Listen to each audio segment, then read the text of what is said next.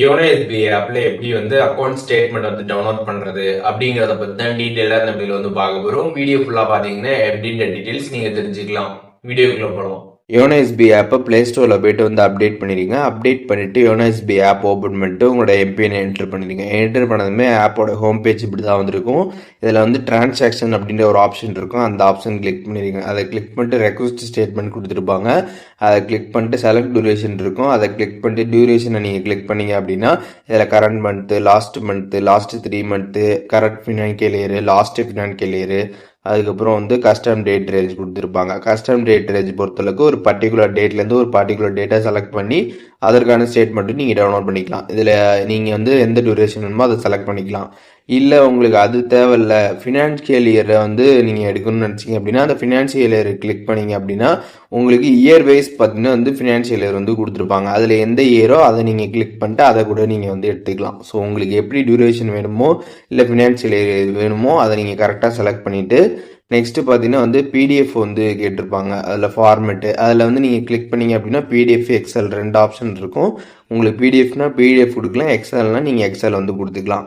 And அதுக்கப்புறம் கீழே பார்த்தீங்கன்னா வந்து include all account summary, include nominee details அப்படின்னு கொடுத்துருப்பாங்க. அந்த அக்கௌண்டோட டீட்டெயில்ஸு, நாமினி டீட்டெயில்ஸு இது எல்லாமே உங்களுக்கு வந்து ஸ்டேட்மெண்ட்டில் வந்து வரணும் அப்படின்னா இந்த 2 ஆப்ஷனுமே பார்த்தீங்கன்னா நீங்கள் வந்து ஆன் பண்ணிக்கணும். இல்லை அது வர வேணாம் அப்படின்னு நினச்சிங்கன்னா அது ரெண்டுத்தையுமே பார்த்தீங்கன்னா நீங்கள் ஆஃப் பண்ணிக்கலாம். ஸோ இப்போ எல்லாமே கரெக்டாக இருக்கான்றதை நீங்கள் செக் பண்ணிவிட்டு கீழே டவுன்லோட் ஆப்ஷன் இருக்கும். அதை கிளிக் பண்ணி டவுன்லோட் கொடுத்துருங்க. ஒன்ஸ் நீங்கள் கொடுத்ததுக்கப்புறம் பார்த்தீங்கன்னா உங்களுக்கு சக்ஸஸ்ஃபுல்லாக வந்து டவுன்லோட் ஆகிடும். இப்போ உங்களோட ஃபைல் மேனேஜரில் நீங்கள் டாக்குமெண்ட் செக்ஷனில் போய் பார்த்தீங்க அப்படின்னா உங்களுக்கு அந்த ஃபைல் வந்து டவுன்லோட் ஆகிருக்கும். நீங்கள் வந்து செக் பண்ணிக்கலாம். அண்ட் இதோட பாஸ்வேர்டு என்ன அப்படின்றதுமே நான் இப்போ வந்து உங்கள்கிட்ட சொல்லிடுறேன். அது என்ன அப்படின்னு பார்த்தீங்கன்னா உங்களோட நேம் இருக்குல்ல, பேங்க்கில் நீங்கள் கொடுத்த நேம் இருக்குல்ல, அதில் வந்து ஃபஸ்ட்டு அந்த 5 லெட்டர் நீங்கள் வந்து என்ட்ரு பண்ணிடணும். உங்களோட நேம் இருக்கக்கூடிய ஃபஸ்ட்டு 5 லெட்டர் என்ட்ரு பண்ணிடணும். அது வந்து ஃபுல்லாகவே வந்து கேபிட்டல் லெட்டரில் தான் வந்து என்ட்ரு பண்ணணும். அதுக்கப்புறம் வந்து உங்களோட டேட் ஆஃப் பர்த்தை வரிசையை நீங்கள் வந்து என்ட்ரு பண்ணிடணும். ஸோ இங்கேயே பார்த்தீங்கன்னா உங்களுக்கு எக்ஸாம்பிள் வந்து கொடுத்துருப்பாங்க. அதை பேஸ் பண்ணி பார்த்தீங்கன்னா நீங்கள் வந்து என்ட்ரு பண்ணிடணும். இப்போ உங்களோட நேமே வந்து 5 லெட்டருக்குள்ளே தான் இருக்குது அப்படின்னா நீங்கள் கம்ப்ளீட்டாக வந்து அந்த நேமை என்ட்ரு பண்ணிடணும்.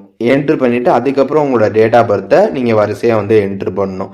இல்லை 5 நம்பருக்கு மேலே இருக்குது அப்படின்னா நீங்கள் வந்து கரெக்டாக 5 லெட்டர் உங்கள் நேம்லேருந்து எடுத்து கேபிட்டலில் நீங்கள் கரெக்டாக என்ட்ரு பண்ணிட்டு ஸ்பேஸே விடாமல் அதுக்கப்புறம் உங்களோட அந்த டேட் ஆஃப் பர்த்தை வரிசையை நீங்கள் என்ட்ரு பண்ணிவிட்டு ஓகே கொடுத்துட்டீங்க அப்படின்னா நீங்கள் வந்து அந்த ஃபைலை பார்த்தீங்கன்னா வந்து ஓப்பன் பண்ணி பார்த்துடலாம்.